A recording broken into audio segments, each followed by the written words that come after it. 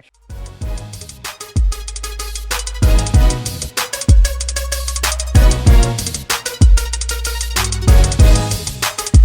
so cheat the camera a little bit. Come this way just a bit more. There you go. Yeah. Oh yeah, so I can do it this way and then turn around the other way. So I'm going to show you the seated thoracic controlled articular rotation, or basically like going into rotation at end ranges.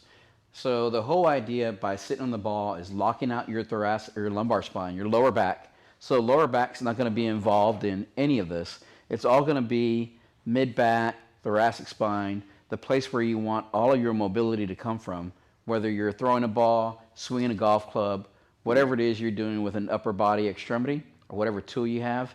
So the idea is end range, work your end range. It's going to feel like a workout. I'm already starting to sweat. So we're going to lock you in to something that's kind of low that you can get out of as well, right? So I'm below 90 degrees, right, with hips below knees. I'm going to bring my hands across my shoulders, and I'm going to go into as much flexion as I can, right? Flexion, flexion, flexion, flexion, flexion. I'm going to rotate as far as I can in that flexion. I'm going to go into extension as far as I can. I'm going to bring it all the way around to the other side in extension. I'm going to bring it into rotation where I was, my second step, right back to the center, then right back up. And then I'm going to reverse that motion.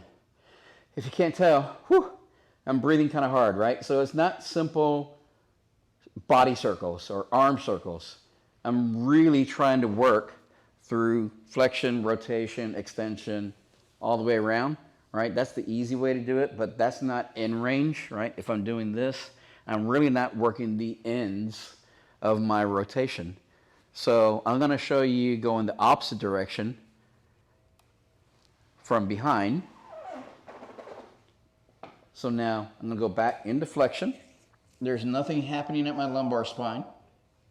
I'm all the way down as far as I can go, pain-free. I'm going to rotate as far as I can, pain-free.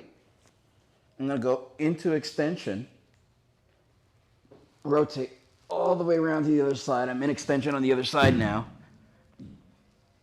Come back down, rotate to the center, right back into flexion where I was, and then right back to where I started. So none of that involved my lumbar spine.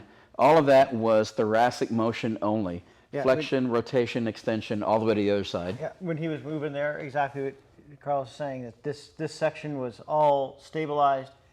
Everything was moving through these moments over here, so those thoracic spine. And that's where you want all of your motion to come from, because your shoulder blade has to glide on that. When you've got your club back behind you, or whether you're throwing, that shoulder blade has to be able to move freely. If that thoracic spine doesn't move, your shoulder blade won't move very well either. So at some point, there's a loss of power with a loss of mobility. Exactly.